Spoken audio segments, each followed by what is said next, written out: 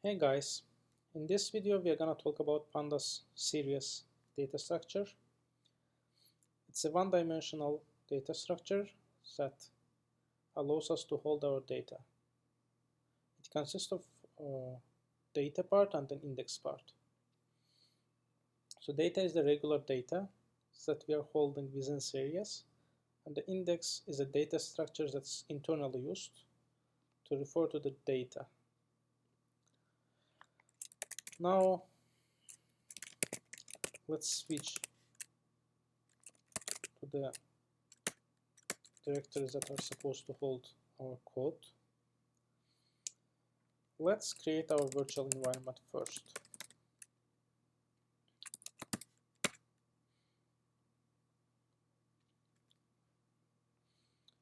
Our virtual environment is created. So if we want to activate it, we have to import the activate script. So as you can see, virtual environment is activated. Now if we write which Python, it refers to the Python within the virtual environment. If you write which pip, pip refers to the pip binary within virtual environment. So let's install Pandas framework because it's not installed by default in this machine.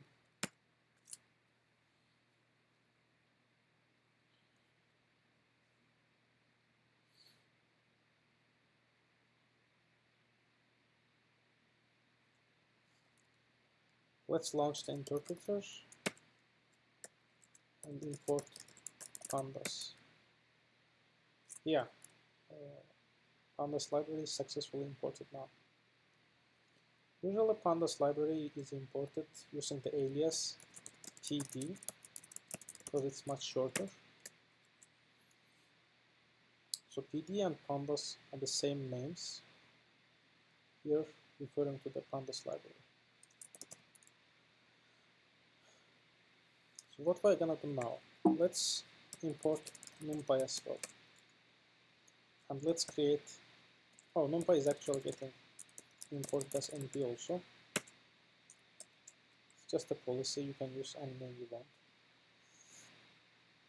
Yeah, but let's create some array and populate with some random numbers. For this we have rand function in NumPy. So we have random module and then rand. So if we will enter this command, it will give us an array with 8 elements, and each of them are between 0 and 1. So this returns regular NumPy array. But if we will convert this array to Pandas series, it will be much more advantageous for us to work with, because Pandas series is much more flexible, has much more rich API than NumPy array. So let's create our first series. We'll do Pandas series and pass it this randomly generated array with 8 elements. So this is how we create a series. We just call the series function and it acts as a constructor for the series. In the official documentation, it says that series is a one-dimensional array with the labels. The label is nothing but index used to refer to the data that is getting stored within series. We'll see it in a moment. Let's create a series, S1. If we will enter S1, it will print the series to the output. So the first column is the index or label. And the second column is the actual data that's being stored in the S1. And as we can see, the data type for this series is float 64. All these are floating point numbers, randomly generated. Now what we can do with this series is, first of all, we can access its elements. We can access the element with index 2, element with index 5. We will try to access the element which doesn't exist. It will give us the key error. Besides regular accessing, Pandas gives us the iloc operator. So iloc is the same as loc, and loc is the same as regular index operator for this particular series. But loc and iloc has some differences also. We'll talk about it later. Okay. Now let's try to do something more complex. We can do something like that. So what this operator does, it creates a new series of type float64, and each element of this new series corresponds to each element from original series multiplied by 100.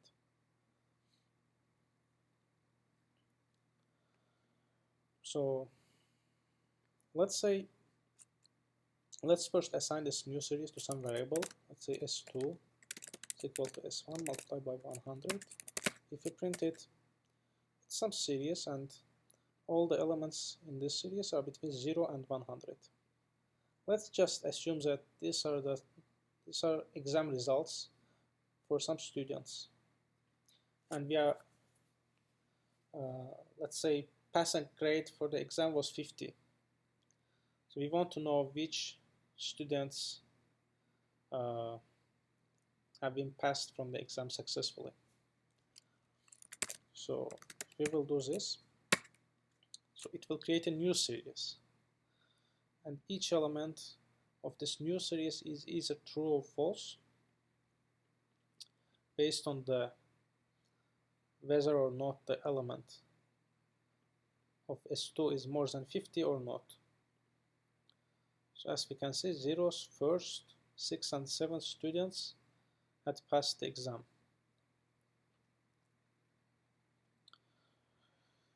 So what if we just want to filter out the student IDs and student grades out of this original series, instead of getting the fact that which students have been passed, we want to get, say, exam results also. We can do something like that. S2 loc S2 is greater than 50. So what it does is, in this context, for loc operators, we are passing a series with the same length as S2, but its content is Boolean variables, either true or false, and loc locates and fetches that same elements of the original series. So it fetched the 0's, 1st, 6th, and 7th elements, which are the values more than 50. So if we try to do the same operation with iloc, it says not implemented error. So that's the first difference between loc and iloc. So with loc,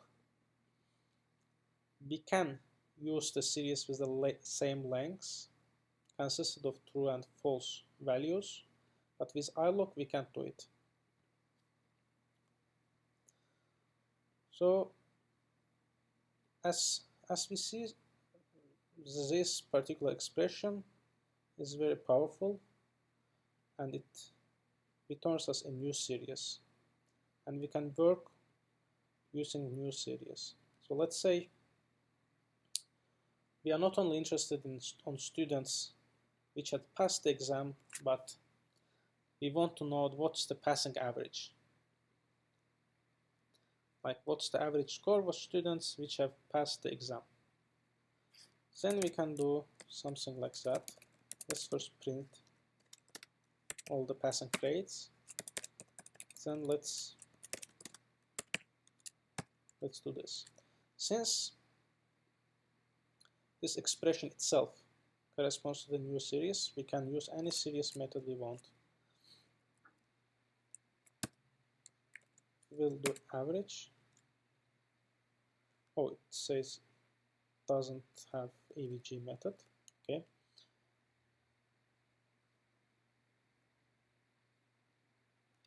It was mean. Oh yeah. So series has a mean method, which in this case corresponds to the passing average grade. So if we will do S2 min, this will be obviously lower than this guy, because this guy considers only the top grades, but this guy considers all the grades. Okay, so we have S2 here, and what we have learned, we can pass the Boolean series to the log operator and then work on it using just any other regular series.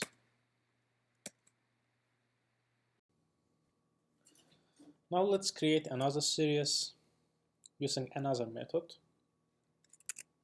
So the second method involves passing a dictionary to the series constructor. If you remember, in the previous method we were passing the array-like data structure. Let's create a series using a dictionary.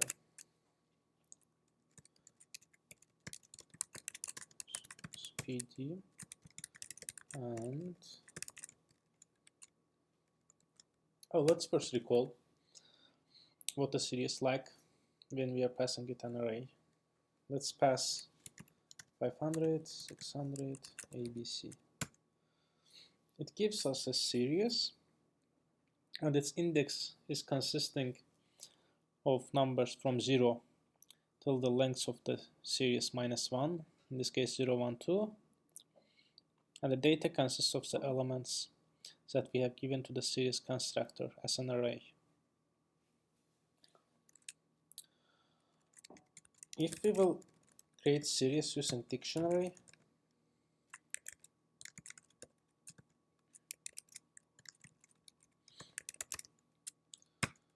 it creates a series, but in this case, instead of integers, our index corresponds to the key set of the dictionary passed. So we have A corresponding to 12, B corresponding to 1, 2, 3, and C corresponding to 1, 2, 3, 4 in our new series. So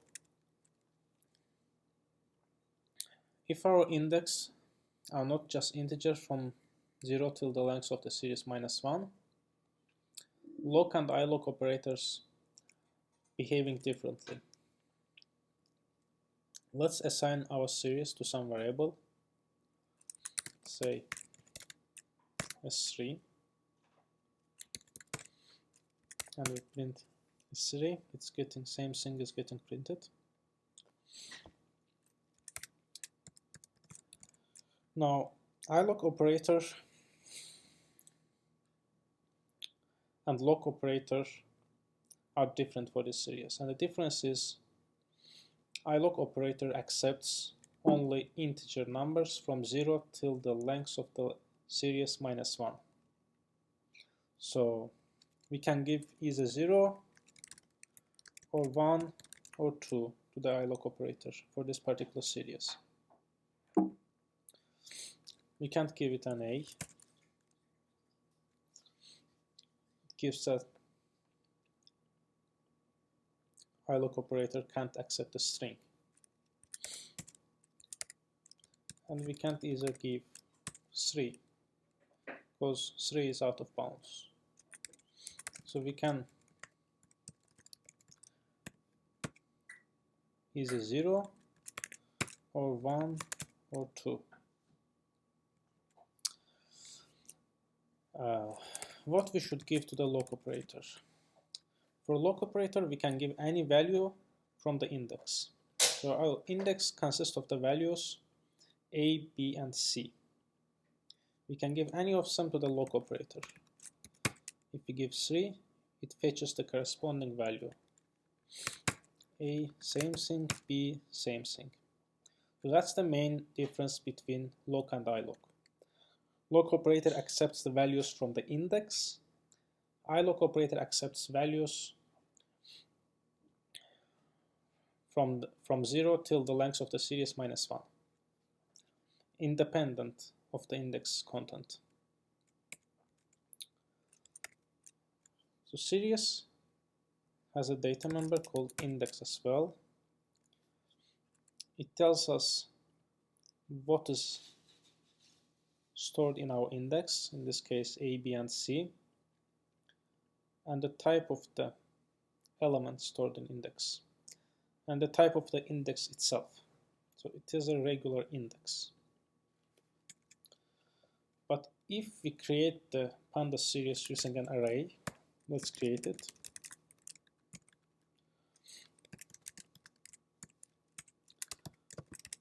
Its index is different. Its index is called range index type. And as we can see, it's all the integers starting from 0 and ending at 3, which is the length of S4. So that's the main difference between lock and ilock operator for Pandas series. Now let's explore some more series functionality. Launch the interpreter, again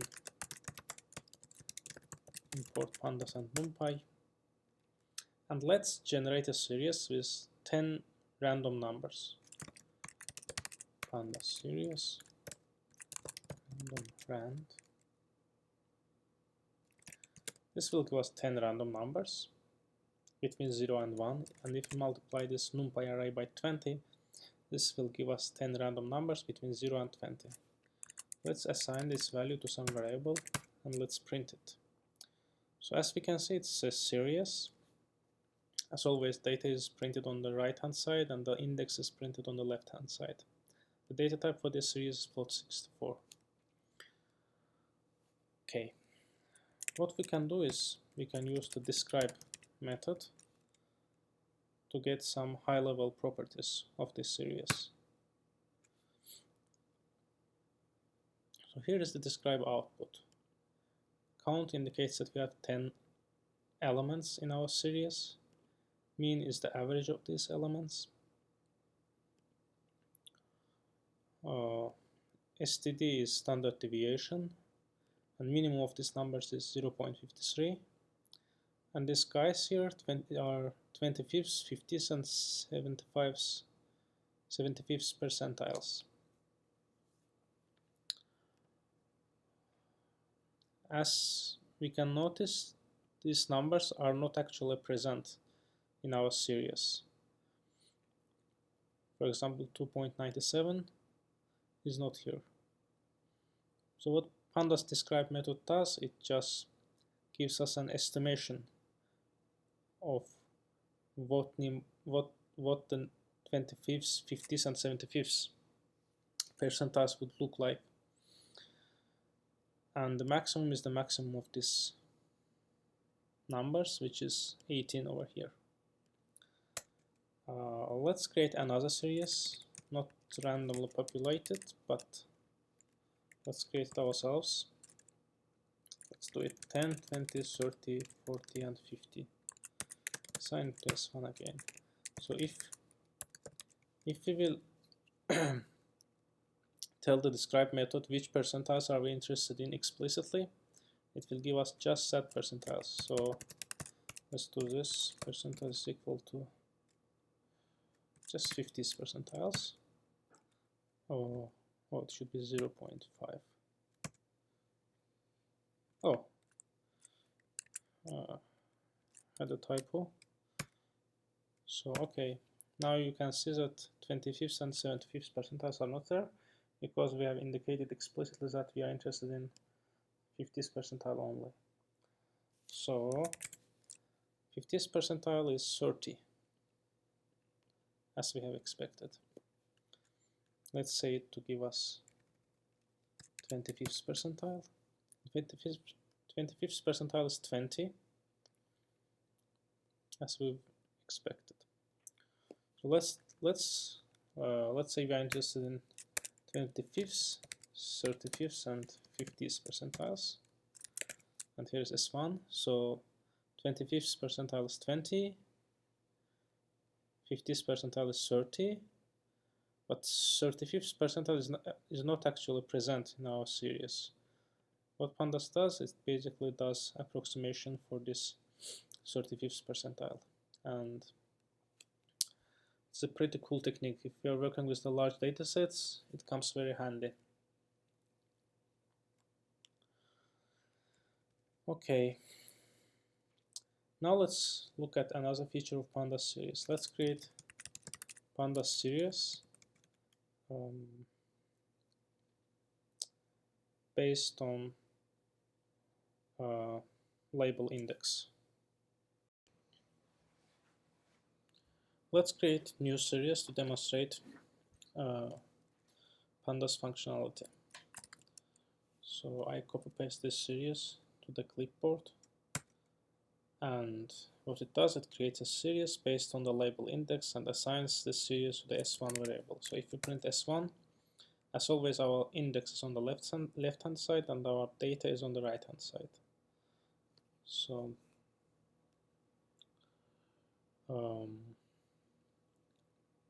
so what we can do with this series?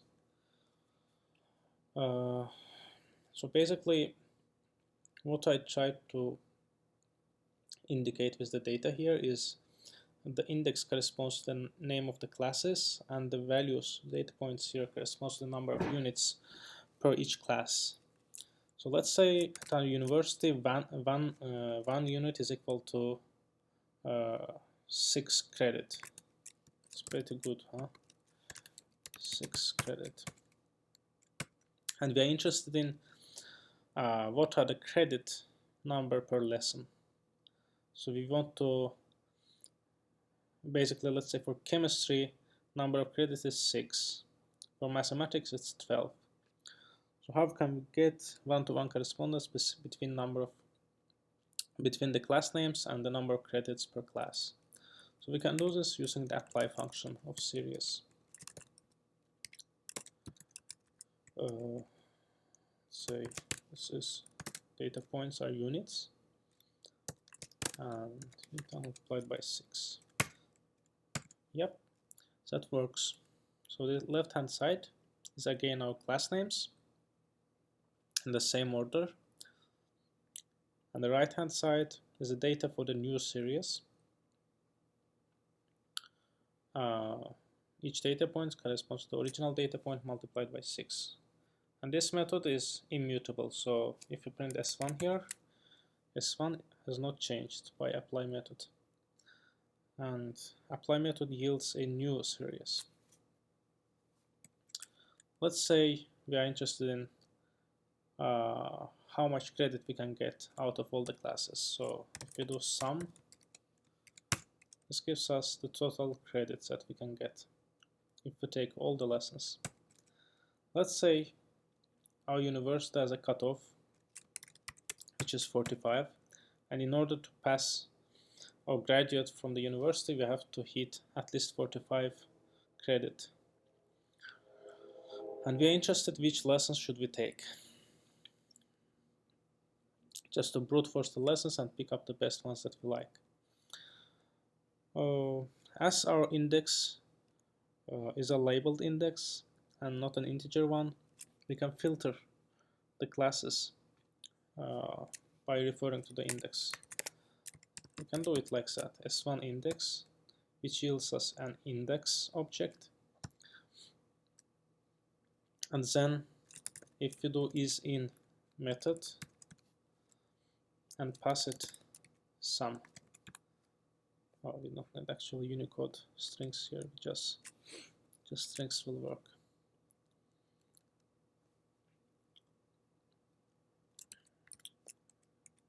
Chemistry and mathematics, let's say.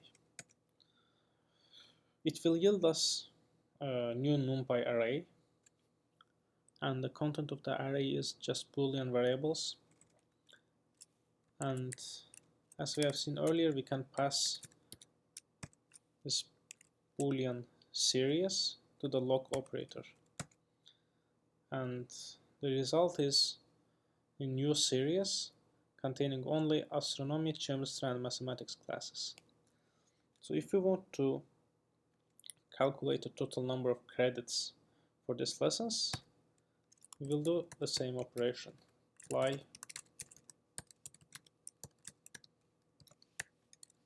and sum. So what it does, it calculates the total number of credits just for these lessons, which is 42, and we are under the cutoff. So if we will replace one of these lessons with the ones that gives more credit us, we can maybe hit the cutoff. So let's replace mathematics with physics, which is 3 units.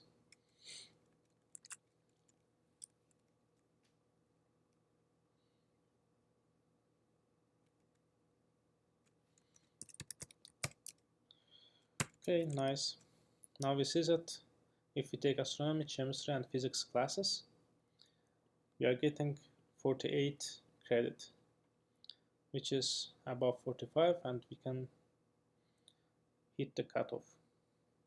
So as we see, we have a pretty useful loc operator here, which works on Boolean array, and we have apply operator here, which works on function, and sum operator, which works on series. So there's 3 methods or 3 operators chained together to give us a useful result. So that's the strengths of the Pandas data structures, and thanks to the fact that every and each of these methods returns a new series, we can change these methods. That's pretty cool. Now let's take a look at another Pandas series which uses multi-index concept to represent the index. So I have pre-populated the grades list of tuples here, and first element of each tuple is the class name, and second element is the student's name, and the third element is the actual grades that the student got from this class. After defining this grades array, let's define our Pandas series. So from each tuple, the first 2 elements will go to the index, and the third element, which is the actual grade value, will go to the data part of the series. Let's first create our multi-index. So what we will give to its from tuples method is the list of tuples consisting only the first 2 elements of each tuple. So we can create it with the list expansion structure for every grade in grades, grade 0, grade 1. And these are class and student names. Let's assign it to some value. So this is our index. And now let's create our Pandas series.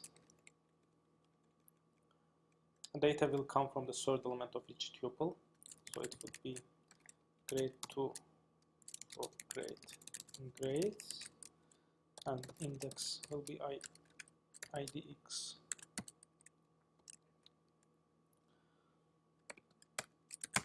If we print a series out, as we see, the same structure holds here, but instead of list of tuples, we have student's name and the class name in the index part of the series, and the grade values in the data part of the series.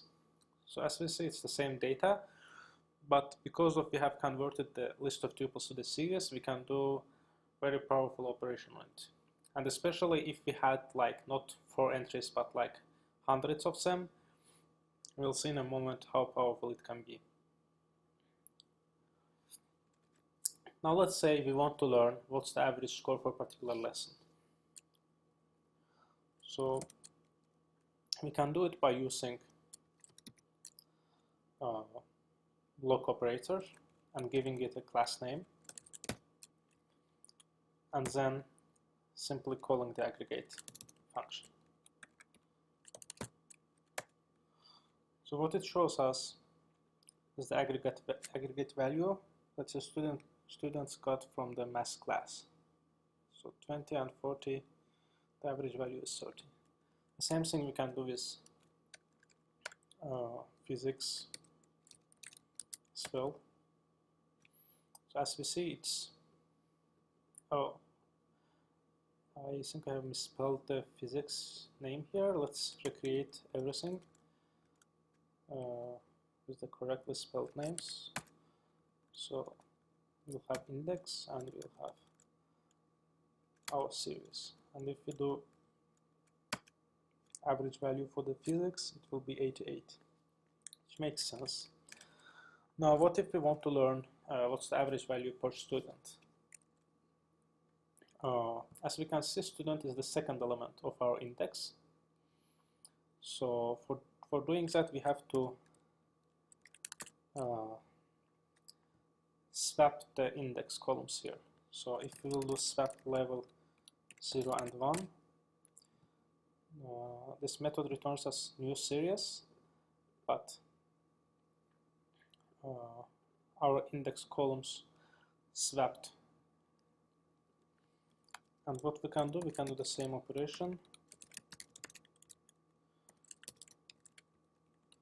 to learn what's the average value per student. For George, it's 68. The same thing for Andrew. Okay. This particular series is very simple, but let's say if we had like hundreds of data in it, hundreds of entries in a series, this could be a very powerful operation. Instead of writing like traditional for loops in Python, we could have written like simple instruction to get us what we want. And then let's say, what if we wanted to learn the average value for all the classes, not for a particular class, but for all the classes?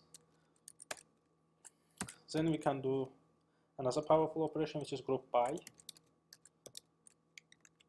And for since class is level number 0 in our index, we give the 0th level to the group by, and then we can aggregate by mean. And let's say maximum value. Oh, if we will give more values, it will return another structure, but let's keep it simple. Let's give it just one value. As we see here, for math, average value is 30, and for physics, 88. And as you can guess, we can do the same operation for students by giving the argument as level number 1, and returns us new series. And as you can see, the index is not multi-index, but contains only one level, which is the student, and all the values are grouped by the student, and mean value for all the classes has been taken and assigned to the student. So that's pretty cool. With just one line, we have done very powerful operation. Now let's say for this particular case, we had our passing score, which is 50. So, and we want to know which student and class pairs have been passed from the exam. Let's say Andrew has failed in the math exam but has passed from the physics exam. Like, we want to filter out this data. First of all, since it's a very simple series, let's just print which one passed and which one failed. So if we will do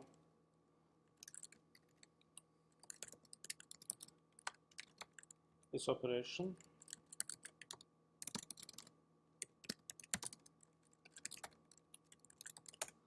it will print out new series, and instead of numbers we'll have verdicts here. Either the student passed from the class or it has failed. That's one thing. And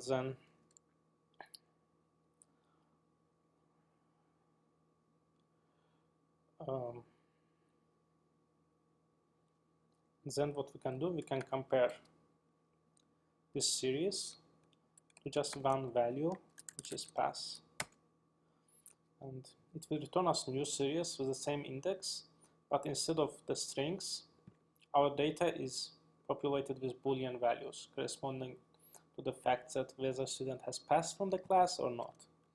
And we can give this whole Boolean series to the lock operator to just filter out those students which have passed from the classes. Yeah. So as we can see, this is the passing grades for all the students. And again, it's a very simple series with 4 records, but if you had like hundreds of records in our series, that would be again very powerful operation. As we can see, students have been passed only from the physics class. So that's the end of this tutorial, guys. See you in the next session.